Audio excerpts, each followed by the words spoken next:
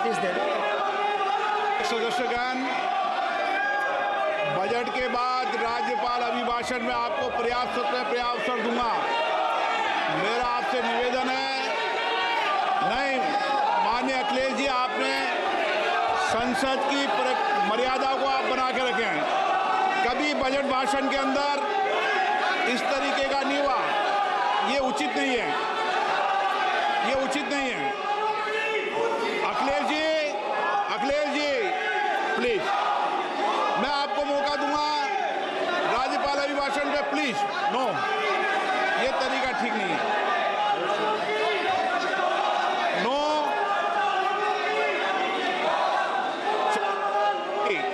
राज्यपाल अभिभाषण पे चर्चा होगी। नो तरीका। Honorable Speaker, I present the budget for 25-26. This budget continues our government's efforts to A. Accelerate growth, B. Secure inclusive development, C. Invigorate private sector investments, D. Uplift household sentiments, and E. Enhance spending power of India's rising middle class. Together, we embark on a journey to unlock our nation's tremendous potential for greater prosperity and global positioning under the leadership of Honorable Prime Minister Shri Narendra Modi. As we complete the first quarter of the 21st century, continuing geopolitical headwinds suggest lower global economic growth over the medium term. However, our aspiration for a Vikasit Bharat inspires us, and the transformative work we have done during our government's first 2 terms guides us to march forward resolutely. Our economy is the fastest growing among all major economies. Our development track record for the past 10 years and structural reforms have drawn global attention. Confidence in India's capability and potential has only grown in this period. We see the next 5 years as a unique opportunity to realize Sabka Vikas, stimulating balanced growth of all regions. The great Telugu poet and playwright Gurujada Apparao had said, "Deshamante matti kadoy, deshamante manushuloy," meaning a country is not just its soil, a country is its people. In line with this, for us, Vikasit Bharat encompasses zero poverty, 100% quality good school education, access to high quality, affordable and comprehensive health care, 100% skilled labor with meaningful employment, 70% women in economic activities, and farmers making our country the food basket of the world.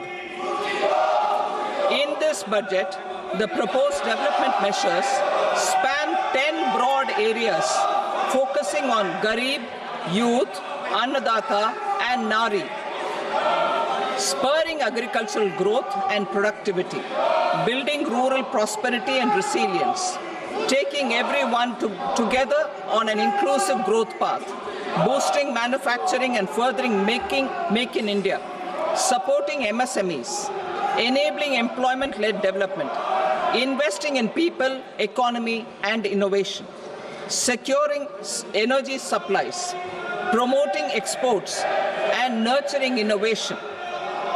For this journey of development, our 4 powerful engines are agriculture, MSME, investments, and exports.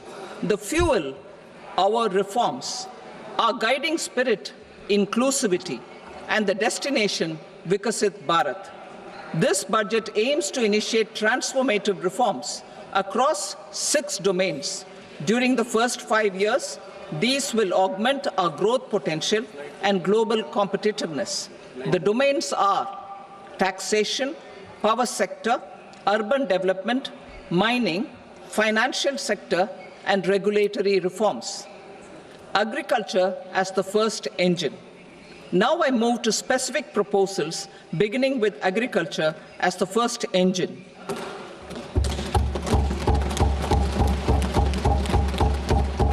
Prime Minister Dhan Dhanya Krishi Yojana, Developing Agri-Districts Program. Motivated by the success of the Aspirational District Program, our government will undertake a Prime Minister Dhan Dhanya Krishi Yojana in partnership with states.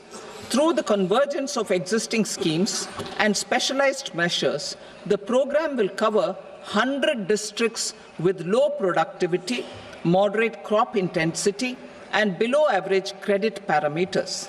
It aims to 1. Enhance agricultural productivity, 2. Adopt crop diversification and sustainable agricultural practices, 3. Augment post-harvest storage at the panchayat and block level, 4. Improve irrigation facilities, and 5. Facilitate availability of long-term and short-term credit. This program is likely to help 1.7 crore farmers. Building rural prosperity and resilience. A comprehensive multi-sectoral rural prosperity and resilience program will be launched in partnership with the states. This will address underemployment in agriculture through skilling, investment, technology, and invigorating the rural economy. The goal is to generate ample opportunities in rural areas so that migration is an option but not a necessity. The program will focus on rural women, young farmers, rural youth, marginal and small farmers, and landless families. The details are in Annexure A. Domestic best practices will be incorporated, and appropriate technical and financial assistance will be sought from multilateral development banks. In Phase 1, 100 developing agri-districts will be covered. Atmanirbharta in pulses. Our government is implementing the National Mission for Edible Oilseed for achieving Atmanirbharta in edible oils. Our farmers have the capability to grow enough for our needs and more. 10 years ago, we made concerted efforts and succeeded in achieving near self-sufficiency in pulses. Farmers responded to the need by increasing the cultivated area by 50%, and government arranged for procurement and remunerative prices. Since then, with rising incomes and better affordability, our consumption of pulses has increased significantly. Our government will now launch a 6-year mission for Atmanirbharta in pulses with a special focus on tur, urad, and masoor. Details are in Annexure B. Central agencies such as NAFED and NCCF will be ready to procure these 3 pulses as much as offered during the next 4 years from farmers who register with these agencies and enter into agreements. Comprehensive program for vegetables and fruits. It is encouraging that our people are increasingly becoming aware of their nutritional needs. It is a sign of a society becoming healthier.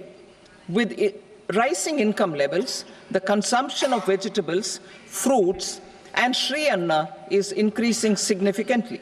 A comprehensive program to promote production, efficient supplies, processing, and remunerative prices for farmers will be launched in partnership with the states. Appropriate institutional mechanisms for implementation and participation of farmer producer organizations and cooperatives will be set up. Makhana board in Bihar. For this, there is a special opportunity for the people of Bihar.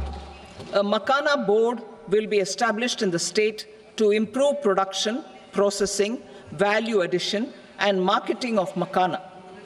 The people engaged in these activities will be organized into FPOs. The board will provide hand-holding and training support to makhana farmers and will also work to ensure they receive the benefits of all relevant government schemes. A national mission on high-yielding seeds will be launched, aimed at 1. Strengthening research ecosystem, 2. Targeted development and propagation of seeds with high yield, pest resistance, and climate resilience, and 3. Commercial availability of more than 100 seed varieties released since July 2024.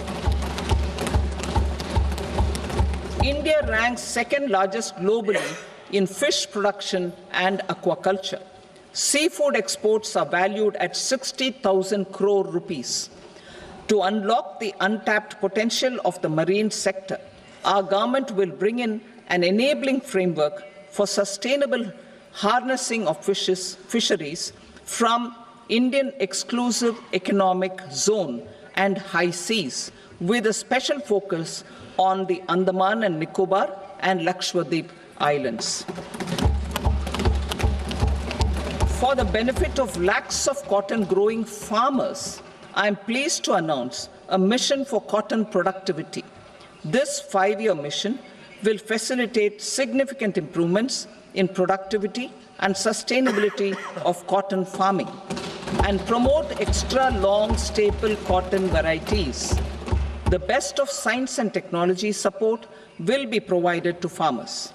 Aligned with our integrated 5F vision for the textile sector, this will help in increasing incomes of the farmers and ensure a steady supply of quality cotton for rejuvenating India's traditional textile sector.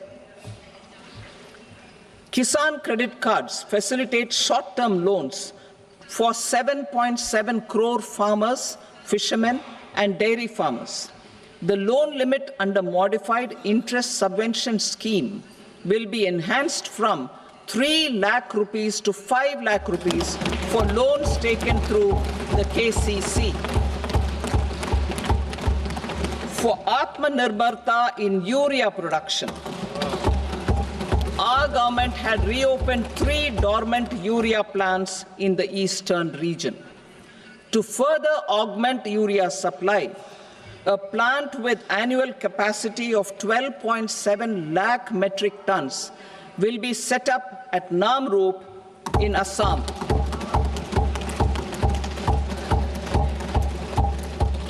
India Post, with 1.5 lakh rural post offices, complemented by the India Post Payment Bank and a vast network of 2.4 lakh Dak Sevaks, will be repositioned to act as a catalyst for the rural economy. Details are at Annexure C. India Post will also be transformed as a large public logistics organization. This will meet the rising needs of Vishwakarmas, new entrepreneurs, women, self-help groups, MSMEs, and the large business organizations. Our government will provide support to NCDC for its lending operations for the cooperative sector. MSMEs as the second engine. Now I move to MSMEs as the second engine, which encompasses manufacturing and services with a focus on MSMEs numbering 5.7 crores. Currently, over 1 crore registered MSMEs, employing 7.5 crore people and generating 36% of our manufacturing, have come together to position India as a global manufacturing hub. With their quality products, these MSMEs are responsible for 45% of our exports. To help them achieve higher efficiencies of scale, technological upgradation, and better access to capital, the investment and turnover limits for classification of all MSMEs will be enhanced to 2.5 and 2 times respectively. This will give them the confidence to grow and generate employment for our youth. The details are given in Annexure D. To improve access to credit, the credit guarantee cover will be enhanced. First, for micro and small enterprises from 5 crore to 10 crore rupees, leading to additional credit of 1.5 lakh crores in the next 5 years. Second, for startups from 10 crore rupees to 20 crore rupees, with the guarantee fee being moderated to 1% for loans in 27 focus sectors which are important for Atmanirbhar Bharat. And for well-run exporter MSMEs, for term loans up to 20 crore rupees. Also for the micro enterprises, we will introduce customized credit cards with a 5 lakh rupee limit for micro enterprises registered on Udyam portal.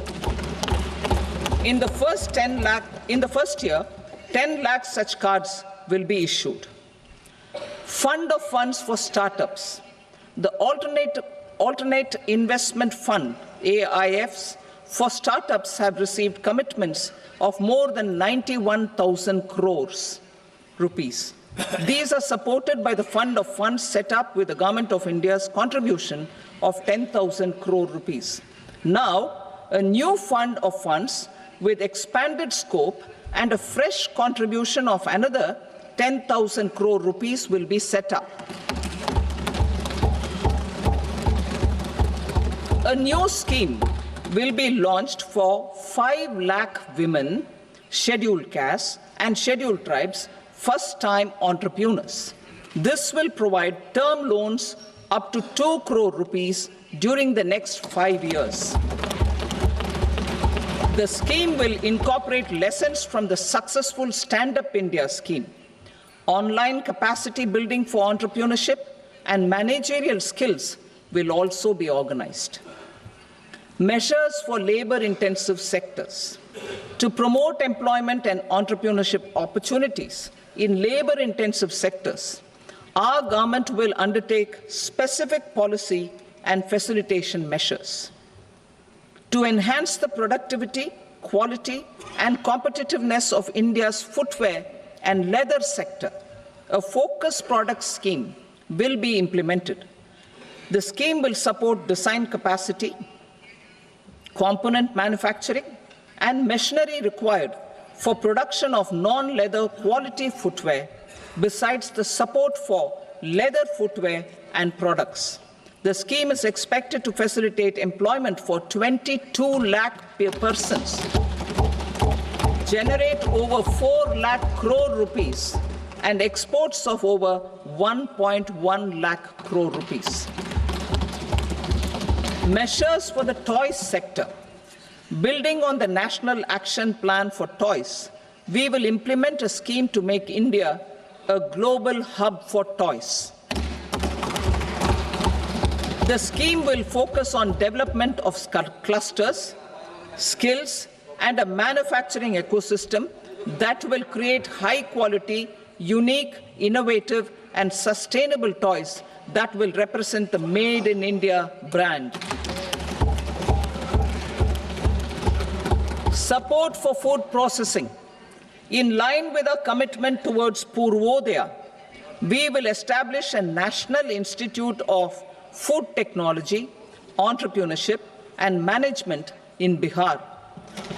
The institute will provide a strong fillip to food processing activities in the entire eastern region. This will result in 1. Enhanced income for the farmers through value addition to their produce, and 2. Skilling entrepreneurship and employment opportunities for the youth. Manufacturing mission, furthering Make in India. Our government will set up a national manufacturing mission covering small, medium, and large industries for furthering Make in India by providing policy support, execution roadmaps, governance, and monitoring framework for central ministries and states. Details are in Annexure E. Given our commitment to climate-friendly development, the mission will also support clean tech manufacturing.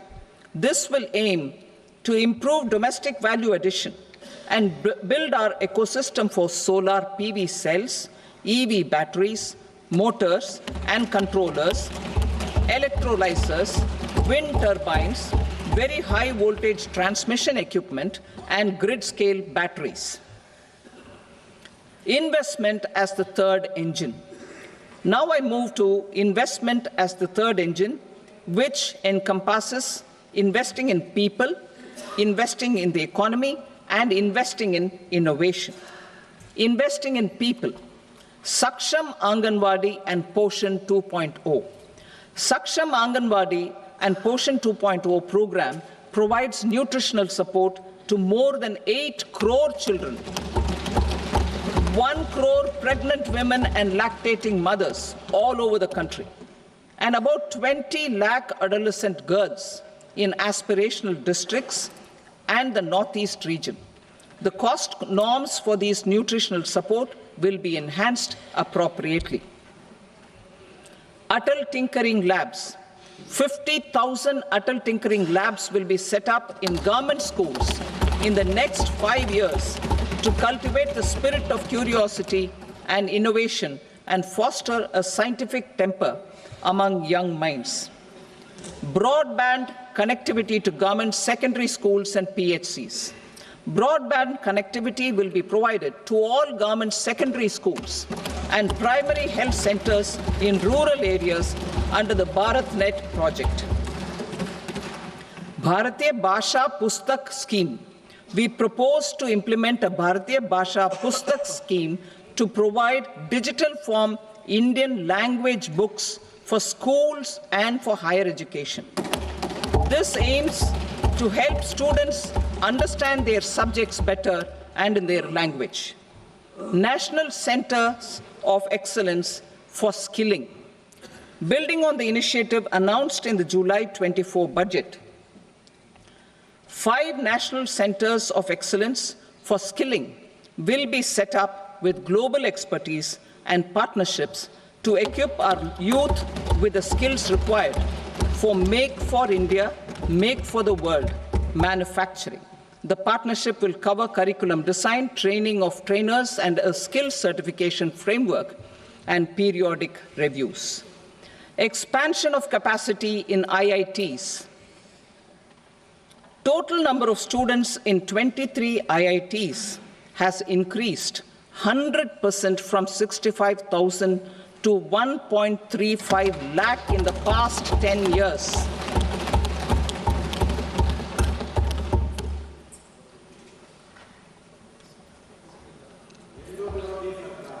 Additional infrastructure will be created in the 5 IITs started after 2014 to facilitate education for 6,500 more students.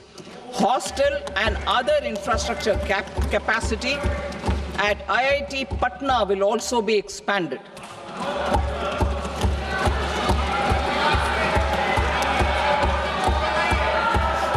Center of Excellence.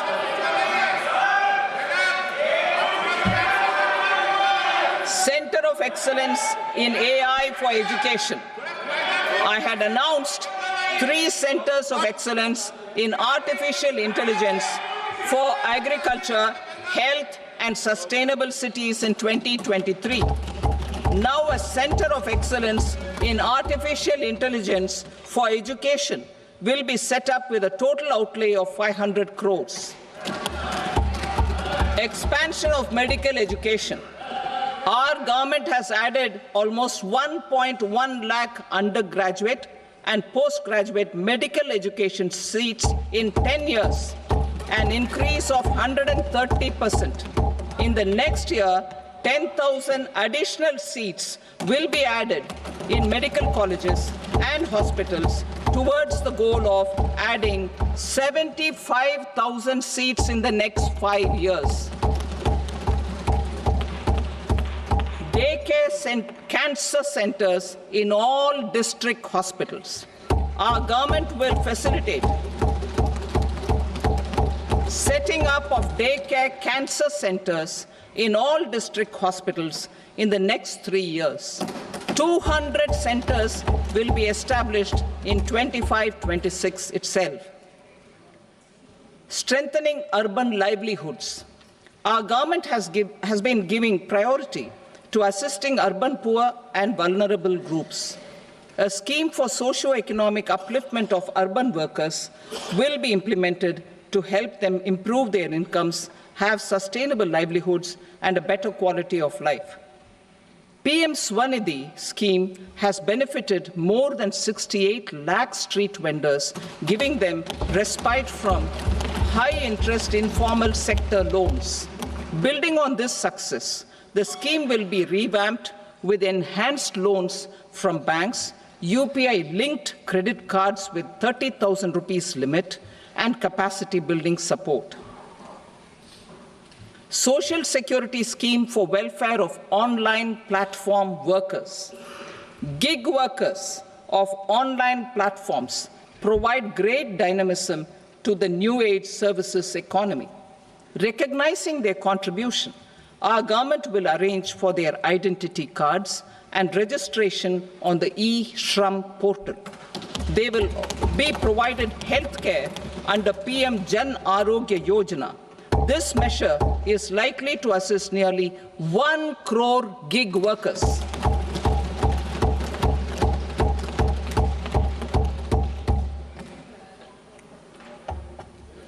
Investing in the economy. Public-private partnership in infrastructure. Each infrastructure-related ministry will come up with a 3-year pipeline of projects that can be implemented in PPP mode. States will also be encouraged to do so and can seek support from the India Infrastructure Project Development Fund, which is a scheme to prepare PPP proposals. Support to states for infrastructure. An outlay of 1.5 lakh crore is proposed for the 50-year interest-free loans to states for capital expenditure and incentives for reforms. Building on the success of the first asset monetization plan announced in 2021, the second plan for 2025 to 30 will be launched to plow back capital of 10 lakh crore in new projects. Regulatory and fiscal measures will be fine-tuned to support the plan. Jal Jeevan Mission. Since 2019, 15 crore households representing 80% of India's rural population have been provided access to portable tap water connections. To achieve 100% coverage, I am pleased to announce the extension of this mission until 2028 with an enhanced total outlay. The mission's focus will be on the quality of infrastructure and O&M of rural piped water supply schemes through Jan Bhagidari. A separate MOU or separate MOUs will be signed with the states and union territories to ensure sustainability and citizen-centric water services delivery. Urban sector reforms. Building on the July budget proposals, urban sector reforms related to governance, municipal services, urban land and planning will be incentivized. Urban Challenge Fund. The government will set up an urban challenge fund of 1 lakh crore rupees to implement the proposals for cities as growth hubs, creative redevelopment of cities, and for water and sanitation purposes announced in the July budget. This fund will finance up to 25% of the cost of bankable projects, with a stipulation that at least 50% of the cost is funded from bonds, bank loans, and PPPs. An allocation of 10,000 crore is proposed in 2025-26. Power sector reforms. We will incentivize electricity distribution reforms and augmentation of intrastate transmission capacity by states. This will improve financial health and capacity of electricity companies. Additional borrowing of 0.5% of GSDP will be allowed to states contingent on these reforms. Nuclear energy mission for Vikasit Bharat. Development of at least 100 gigawatt of nuclear energy by 2047 is essential for our energy transition efforts. For an active partnership with the private sector towards this goal, amendments to the Atomic Energy Act and the Civil Liability for Nuclear Damage Act will be taken up. A nuclear energy mission for research and development of small modular reactors with an outlay of 20,000 crore will be set up. At least 5 indigenously developed small modular reactors will be operationalized by 2033. Shipbuilding. The shipbuilding financial assistance policy will be revamped to address cost disadvantages. This will also include credit notes for shipbreaking in Indian yards to promote the circular economy. Large ships above a specified size will be included in the infrastructure harmonized master list. Shipbuilding clusters will be facilitated to increase the range, categories, and capacity of ships. This will include additional infrastructure, facilities, skilling, and technology to develop the entire ecosystem. Maritime Development Fund. For long-term financing for the maritime industry, a Maritime Development Fund with a corpus of 25,000 crore rupees will be set up. This will be for distributed support and promoting competition. This will have up to 49% contribution by the government, and the balance will be mobilized from ports and from private sector. Udaan regional connectivity schemes.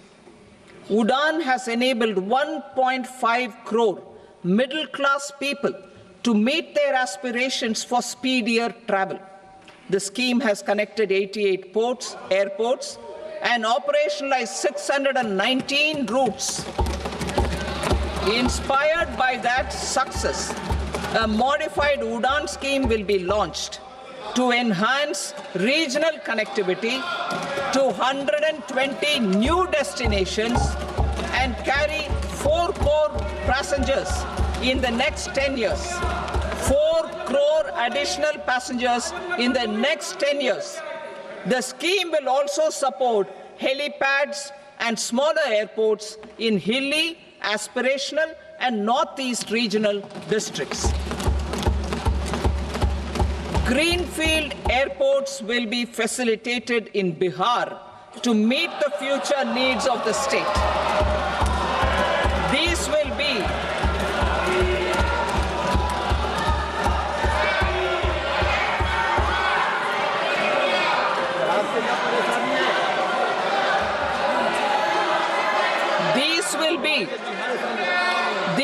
be in addition to the expansion of the capacity of Patna Airport and a brownfield airport in Beta. Western Kosi Canal project in Mithilanchal.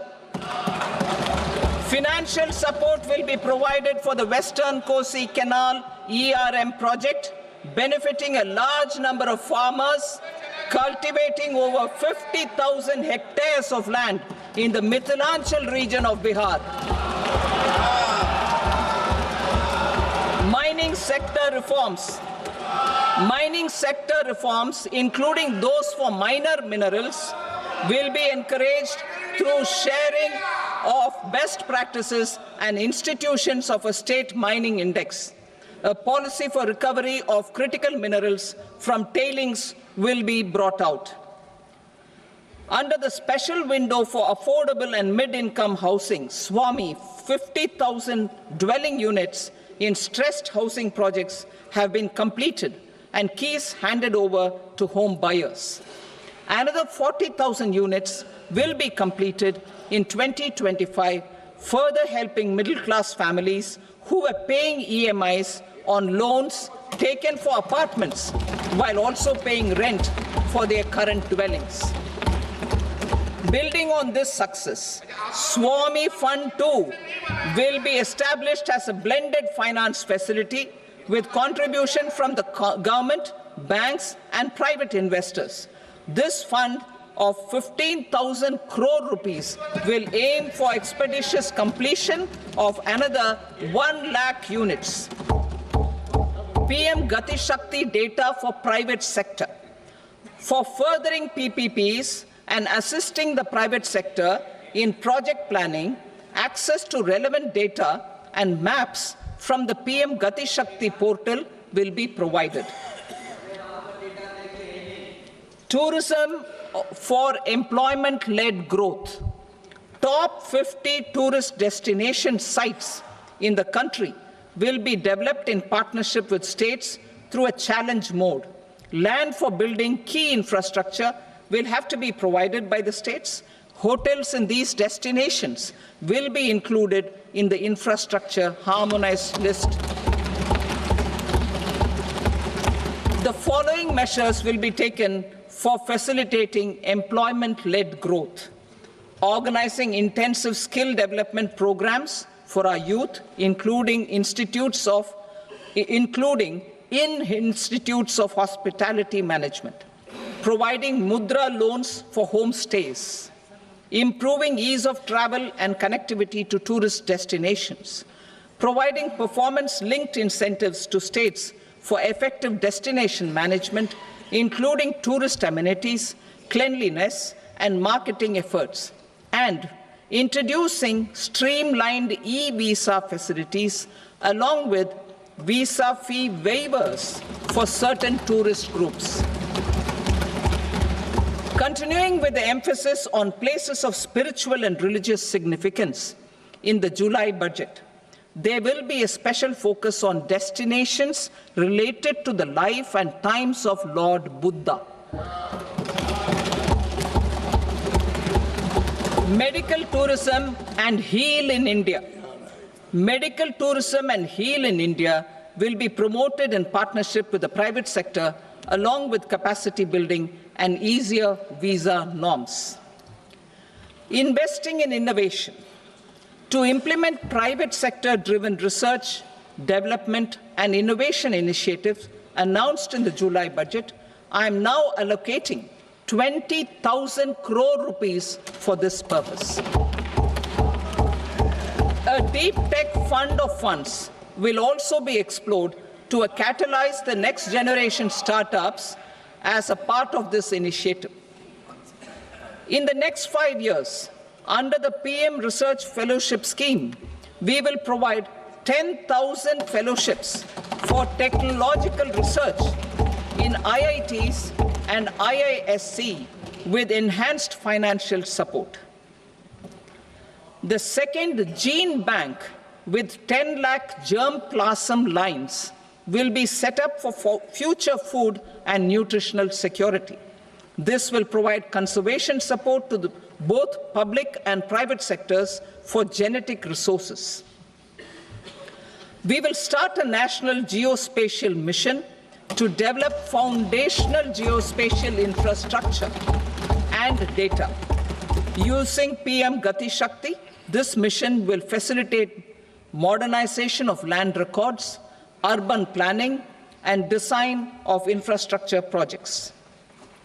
A Gyan Bharatam mission for survey, documentation, and conservation of our manuscript heritage with academic institutions, museums, libraries, and private collectors will be undertaken to cover more than 1 crore manuscripts. We will set up a national digital repository of Indian knowledge systems for knowledge sharing. Now I move to exports as the fourth engine. We will set up an export promotion mission with sectoral and ministerial targets driven jointly by the Ministries of Commerce, MSME, and Finance. It will facilitate easy access to export credit, cross-border factoring support, support to MSMEs to tackle non-tariff measures in overseas markets. A digital public infrastructure, Bharat Trade Net, for international trade will be set up as a unified platform for trade documentation and financing solutions.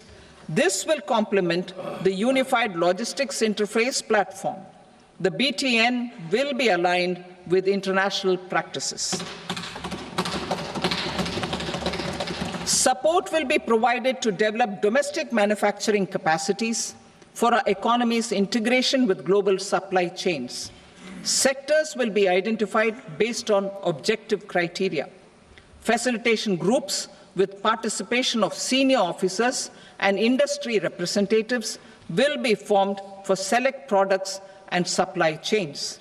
Through this, there are huge opportunities related to Industry 4.0, which needs high skills and talent. Our youth have both. Our government will support the domestic electronic equipment industry to leverage this opportunity for the benefit of our youth. A national framework will be formulated as guidance to states for promoting global capability centers in emerging Tier 2 cities. This will suggest measures for enhancing availability of talent and infrastructure, building bylaw reforms, and mechanisms for collaboration with industry. Our government will facilitate upgradation of infrastructure and warehousing for air cargo, including high-value perishable horticultural produce. Cargo screening and customs protocol will be streamlined and made user-friendly. Reforms as the fuel. Over the past 10 years, our government has implemented several reforms for convenience of taxpayers, such as faceless assessment, 2, taxpayer charter, 3, faster returns, 4, almost 99% returns being on self-assessment, and 5, Vivad Se Vishwas scheme.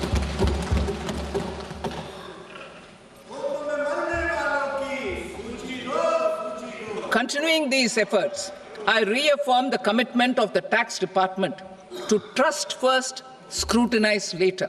I also propose to introduce the new income tax bill next week. I will detail the indirect tax reforms and changes in direct taxes in Part B. Financial sector reforms. The FDI limit for the insurance sector will be raised from 74 to 100%. This enhanced limit will be available for those companies which invest the entire premium in India. The current guardrails and conditionalities associated with foreign investment will be reviewed and simplified. The services of India Post Payment Bank will be deepened and expanded in rural areas. NABFID will set up a partial credit enhancement facility for corporate bonds for infrastructure.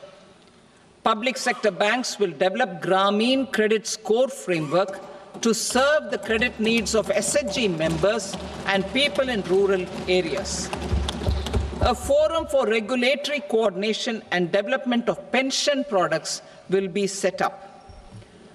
To implement the earlier announcement on simplifying the KYC processes, the revamped Central KYC Registry will be rolled out in 2025. We will also implement a streamlined system for periodic updating. Requirements and procedures for speedy approval of company mergers will be rationalized. The scope for fast-track mergers will also be widened and the process made simpler. As proposed in the interim budget, We signed bilateral investment treaties with 2 countries in 2024 to encourage sustained foreign investment, and in the spirit of First Develop India, the current model BIT will be revamped and made more investor-friendly. In the last 10 years, in several aspects, including financial and non-financial, our government has demonstrated a steadfast commitment to ease of doing business. We are determined to ensure that our regulations must keep up with technological innovations and global policy developments. A light-touch regulatory framework based on principles and trust will unleash productivity and employment. Through this framework, we will update regulations that were made under old laws. To develop this modern, flexible, people-friendly, and trust-based regulatory framework appropriate for the 21st century, I propose 4 specific measures. A high-level committee for regulatory reforms will be set up for a review of all non-financial sector regulations, certifications, licenses, and permissions. The committee will be expected to make recommendations within a year. The objective is to strengthen trust-based economic governance and take transformational measures to enhance ease of doing business, especially in matters of inspection and compliances. States will be encouraged to join in this endeavor. An investment friendliness index of states will be launched in 2025 to further the spirit of competitive, cooperative federalism. Under the Financial Stability and Development Council, a mechanism will be set up to evaluate impact of the current financial regulations and subsidiary instructions. It will also formulate a framework to enhance their responsiveness and development of the financial sector. In the Jan Vishwas Act 2023, more than 180 legal provisions were decriminalized. Our government will now bring up the Jan Vishwas Bill 2.0 to decriminalize more than 100 provisions in various laws. I now move to fiscal policy. In the July budget, I had committed to staying the course for fiscal consolidation. Our endeavor will be to keep the fiscal deficit each year such that central government debt remains on a declining path as a percentage of the GDP. The roadmap for the next 6 years has been detailed in the FRBM statement. Revised estimates for 2024-25. The revised estimate of the total receipts other than borrowings is 31.47 lakh crore rupees, of which the net tax receipts are 25.57 lakh crore rupees. The revised estimate of the total expenditure is 47.16 lakh crore rupees, of which the capital expenditure is about 10.18 lakh crore rupees. The revised estimate of the fiscal deficit is 4.8% of the GDP. Budget estimates for 25-26. Coming to 25-26, the total receipts other than borrowings and total expenditure are estimated at 34.96 lakh crore rupees and 50.65 lakh crore rupees respectively. The net tax receipts are estimated at 28.37 lakh crore rupees. The fiscal deficit is estimated to be 4.4% of GDP. To finance the fiscal deficit, the net market borrowings from dated securities are estimated at 11.54 lakh crore. The balance financing is expected to come from small savings and other sources. The gross market borrowings are estimated at 14.82 lakh crore rupees.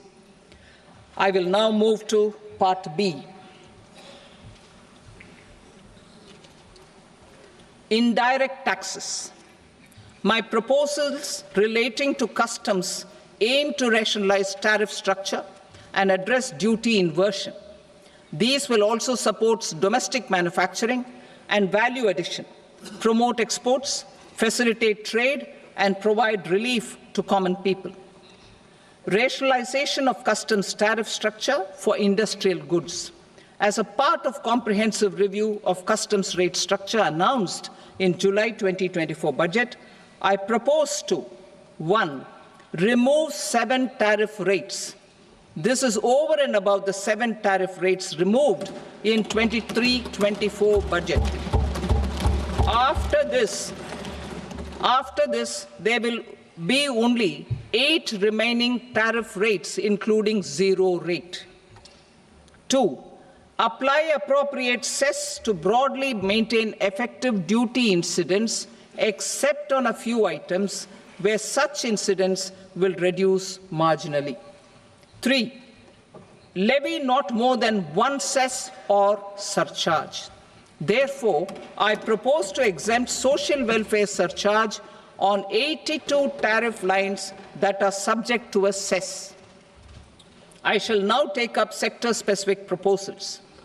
To provide relief to patients, particularly those suffering from cancer, rare diseases, and other severe chronic diseases, I propose to add 36 life-saving drugs and medicines to the list of medicines fully exempted from basic custom duty.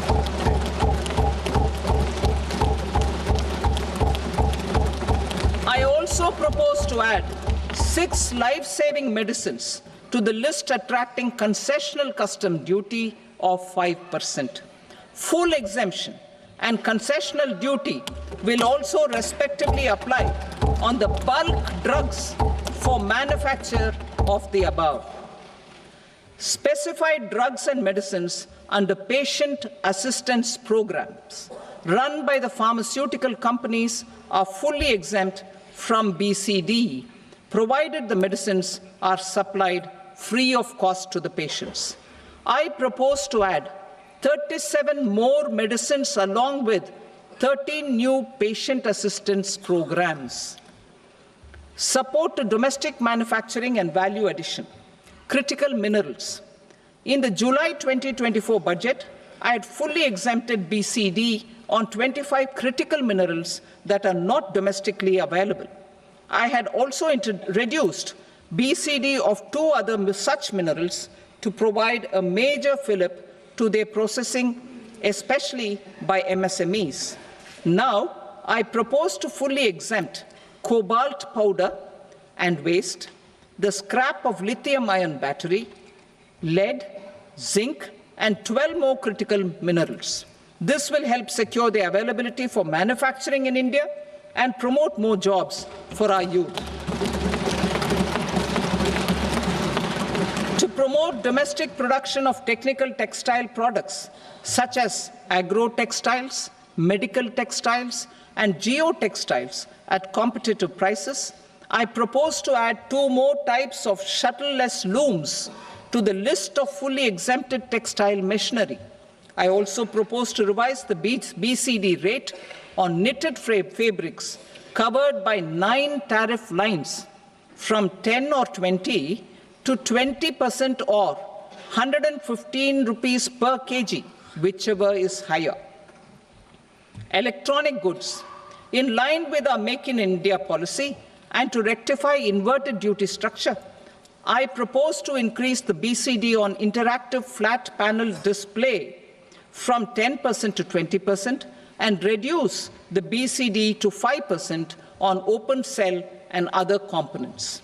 In 23-24 budget, for the manufacture of open cells of LCD, LED TVs, I had reduced the BCD on parts of open cells from 5% to 2.5%. To further boost the manufacture of such open cells, the BCD on these parts will now stand exempted. Lithium-ion battery. To the list of exempted capital goods, I propose to add 35 additional capital goods for EV battery manufacturing and 28 additional capital goods for mobile phone battery manufacturing. This will boost domestic manufacture of lithium-ion batteries, both for mobile phones and for electric vehicles. Shipping sector. Considering that shipbuilding has a long gestation period, I propose to continue the exemption of BCD on raw materials, components, consumables, or parts for the manufacture of ships for another 10 years.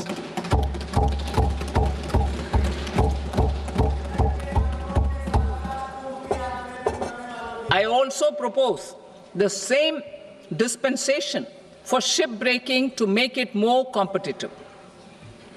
Telecommunication. To prevent classification disputes, I propose to reduce the BCD from 20% to 10% on carrier-grade Ethernet switches to make it at par with non-carrier-grade Ethernet switches. Export promotion.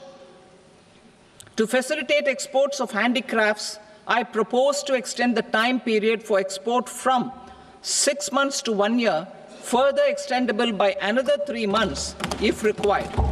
I also propose to add 9 items to the list of duty-free inputs. Leather sector. I propose to fully exempt BCD on wet blue leather to facilitate imports for domestic value addition and employment. I also propose to exempt crust leather from 20% export duty to facilitate exports by small tanners. Marine products. To enhance India's competitiveness in the global seafood market, I propose to reduce BCD from 30% to 5% on frozen fish paste, surimi, for manufacture and export of its analog products. I also propose to reduce BCD from 15% to 5% on fish hydrolysates for manufacture of fish and shrimp feed. In July 2024 budget, to promote development of domestic MROs for aircraft and ships, I had extended the time limit for export of foreign origin goods that were imported for repairs from 6 months to 1 year and further extendable by 1 year. I now propose to extend the same dispensation for railway goods. Time limit for provisional assessment. Presently, the Customs Act 1962 does not provide any time limit to finalize provisional assessments, leading to uncertainty and cost to trade. As a measure of promoting ease of doing business, I propose to fix a time limit of 2 years, extendable by a year, for finalizing the provisional assessment. I propose to introduce a new provision that will enable importers or exporters, after clearance of goods, to voluntarily declare material facts and pay duty with interest but without penalty.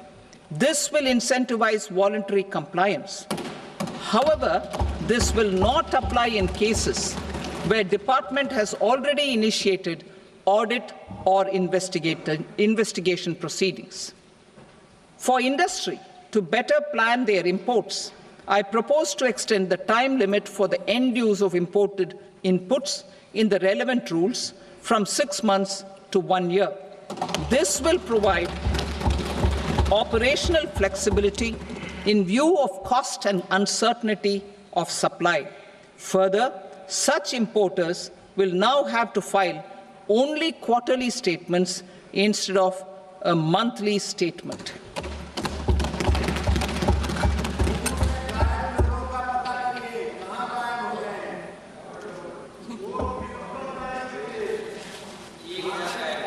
I now come to my direct tax proposals. In Part A, I have briefly underlined taxation reforms as one of key reforms to realize our vision of Vikasit Bharat. In respect of criminal law, our government had earlier ushered in Bharatiya Nyaya Sanhita, replacing Bharatiya Danda Sanhita.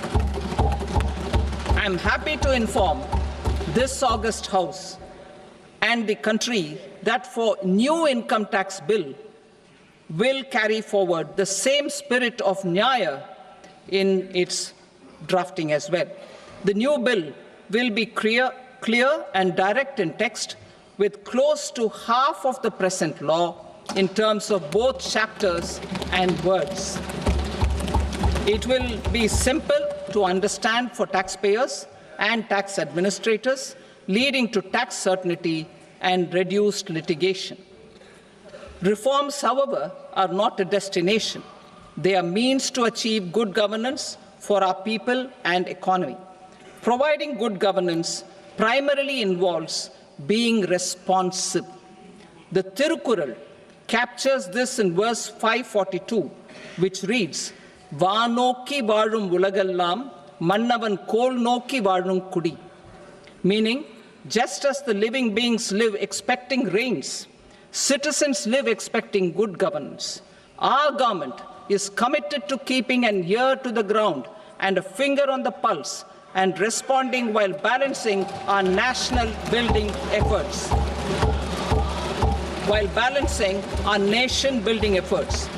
The following measures will detail just how our government will, under the guidance of PM Modi, has taken steps to understand and address.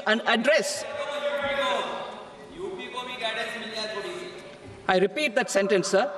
The following measures will detail just how our government, under the guidance of PM Modi, has taken steps to understand and address the needs voiced by our citizens. My tax proposals are guided by this spirit.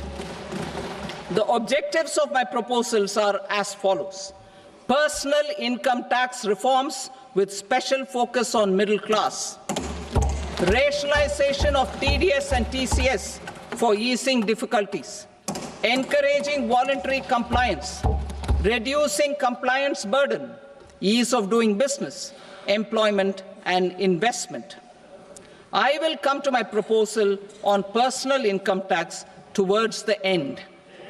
TDS and TCS, rationalization for easing difficulties. I propose to rationalize tax deduction at source, TDS, by reducing the number of rates and thresholds above which TDS is deducted.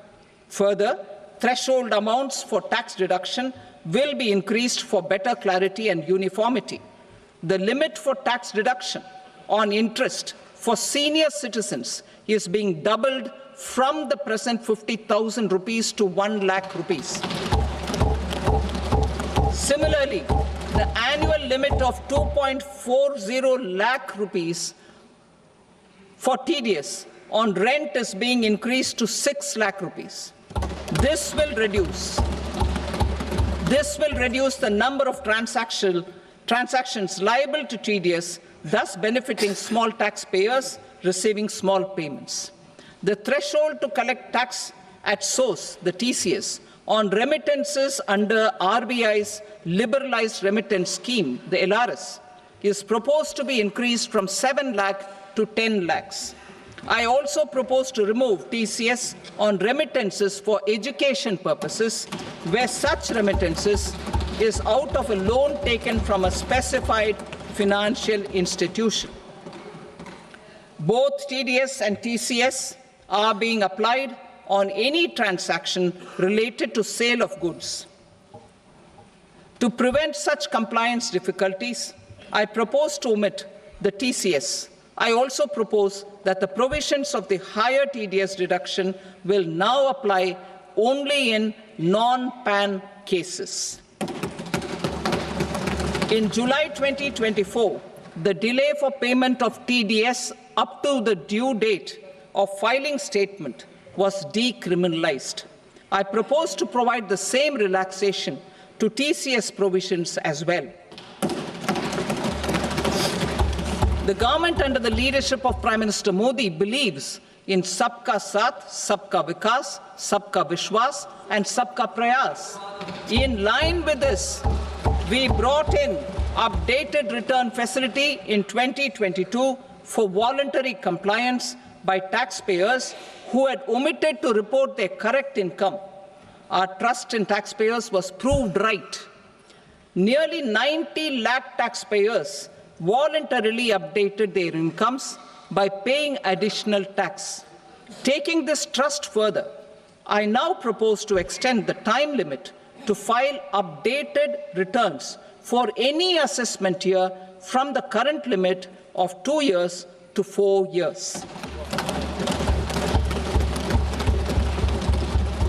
I propose to reduce the compliance burden for small charitable trusts and institutions by increasing their period of registration from 5 years to 10 years. It is also proposed that disproportionate consequences do not arise for minor defaults, such as incomplete applications filed by charitable entities. Presently, taxpayers can claim the annual value of self-occupied properties as nil only on the fulfillment of certain conditions. Considering the difficulties faced by taxpayers, it is proposed to allow the benefit of 2 such self-occupied properties without any condition. To streamline the process of transfer pricing and to provide an alternative to yearly examination, I propose to introduce a scheme for determining arm's length price of international transaction for a block period of 3 years. This will be in line with global best practices. With a view to reduce litigation and provide certainty in international taxation, the scope of safe harbor rules is being expanded. A number of senior and very senior citizens have very old national savings schemes accounts. As interest is no longer payable on such accounts, I propose to exempt withdrawals made from NSS by individuals on or after 29th August 2024. I am also proposing to allow similar treatment to NPS Vatsalya accounts as is available to normal NPS accounts subject to overall limits. In my speech in July 2024, I had promised that all processes, including giving effect to appellate orders, shall be digitalized and made paperless over the next 2 years. So I'm happy to announce that digitalization is being made operational now. In July 2024, we brought in the Vivad Se Vishwas scheme to resolve income tax disputes pending in appeal. The scheme has received a great response, with nearly 33,000 taxpayers having availed of the scheme to settle their disputes. I have a few proposals to promote investment and employment. It is proposed to provide a presumptive taxation regime for non-residents who provide services to a resident company that is establishing or operating an electronics manufacturing facility. I further propose to introduce a safe harbor for tax certainty for non-residents who store components for supply to specified electronics manufacturing units. Presently, the tonnage tax scheme is available only to sea-going ships. The benefits of existing tonnage tax scheme are proposed to be extended to inland vessels registered under the Indian Vessels Act 2021 to promote inland water transport in the country. Extension for incorporation of startups. We continue to support the Indian startup ecosystem.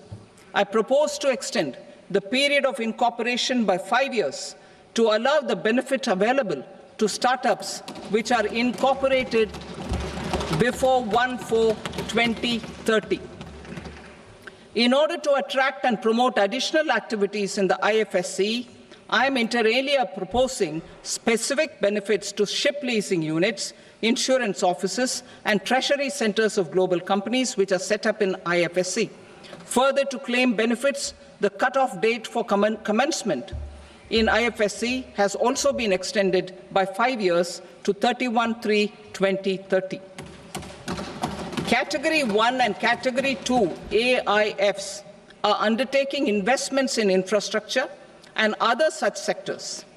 I propose to provide certainty of taxation to these entities on the gains from securities, to promote funding from sovereign wealth funds and pension funds to the infrastructure sector. I propose to extend the date of making an investment by 5 more years up to 31st March 2030.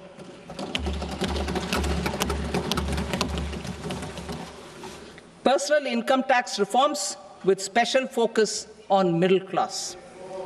Democracy, demography, and demand are the key support pillars in our journey towards Vikasit Bharat. The middle class provides strength for India's growth. This government, under the leadership of Prime Minister Modi, has always believed in the admirable energy and ability of the middle class in nation building.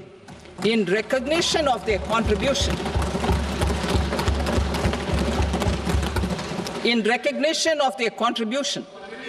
we have periodically reduced their tax burden. Right after 2014, the nil tax slab was raised to 2.5 lakhs of rupees, which was further raised to 5 lakh rupees in 2019 and to 7 lakh rupees in 2023. This is reflective of our government's trust on the middle class taxpayers. I am now happy to announce that there will be no income tax payable up to income of 12 lakh rupees.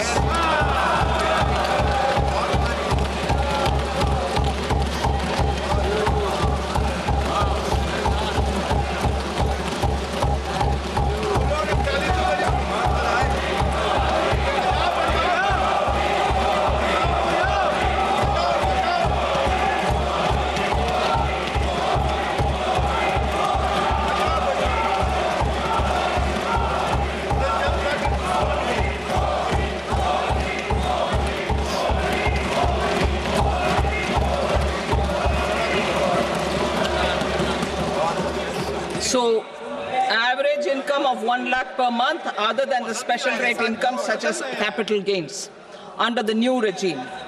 This limit will be 12.75 lakh for salaried taxpayers due to the standard deduction of 75,000.